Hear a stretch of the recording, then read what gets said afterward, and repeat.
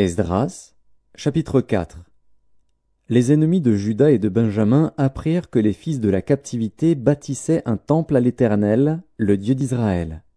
Ils vinrent auprès de Zorobabel et des chefs de famille, et leur dirent : Nous bâtirons avec vous, car, comme vous, nous invoquons votre Dieu, et nous lui offrons des sacrifices depuis le temps d'Esaradon, roi d'Assyrie, qui nous a fait monter ici.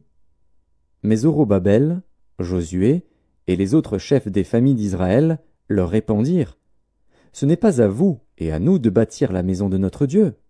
Nous la bâtirons nous seuls à l'Éternel, le Dieu d'Israël, comme nous l'a ordonné le roi Cyrus, roi de Perse. Alors les gens du pays découragèrent le peuple de Juda.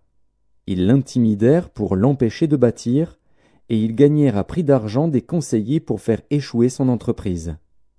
Il en fut ainsi pendant toute la vie de Cyrus, roi de Perse, et jusqu'au règne de Darius, roi de Perse. Sous le règne d'Assuérus, au commencement de son règne, ils écrivirent une accusation contre les habitants de Juda et de Jérusalem. Et du temps d'Artaxercès, Bishlam, Mithrédas, Tabil et le reste de leurs collègues écrivirent à Artaxercès, roi de Perse. La lettre fut transcrite en caractère araméen et traduite en araméen. Réhum, gouverneur, et Shimshaï, secrétaire, écrivirent au roi Artaxercès la lettre suivante concernant Jérusalem. Réhum, gouverneur, Shimshaï, secrétaire, et le reste de leurs collègues, ceux de Din, d'Arpharsatak, de Tarpel, d'Apharas, d'Érec, de Babylone, de Suse, de Déa, d'Élam, et les autres peuples que le grand et illustre Osnappar a transportés et établis dans la ville de Samarie et autres lieux de ce côté du fleuve, etc. C'est ici la copie de la lettre qu'ils envoyèrent au roi Artaxercès. Tes serviteurs, les gens de ce côté du fleuve, etc. Que le roi sache que les Juifs partis de chez toi et arrivés parmi nous à Jérusalem rebâtissent la ville rebelle et méchante, en relèvent les murs et en restaurent les fondements. Que le roi sache donc que, si cette ville est rebâtie et si ses murs sont relevés, ils ne payeront ni tribut, ni impôts, ni droit de passage, et que le trésor royal en souffrira. Or, comme nous mangeons le sel du palais et qu'il ne nous paraît pas convenable de voir mépriser le roi, nous envoyons au roi ces informations.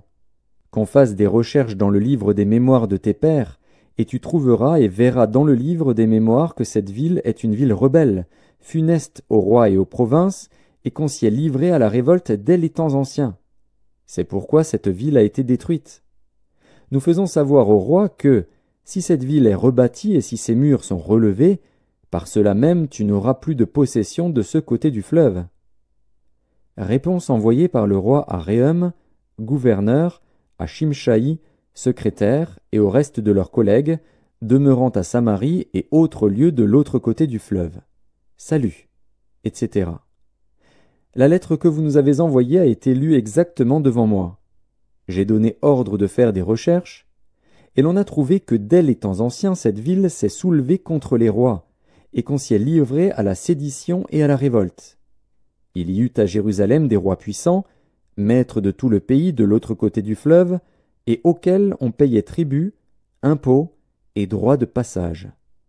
En conséquence, ordonnez de faire cesser les travaux de ces gens, afin que cette ville ne se rebâtisse point avant une autorisation de ma part. Gardez-vous de mettre en cela de la négligence, de peur que le mal n'augmente au préjudice des rois. Aussitôt que la copie de la lettre du roi Artaxercès eut été lue devant Réhum, Shimshaï, le secrétaire, et leurs collègues, ils allèrent en hâte à Jérusalem vers les Juifs et firent cesser leurs travaux par violence et par force.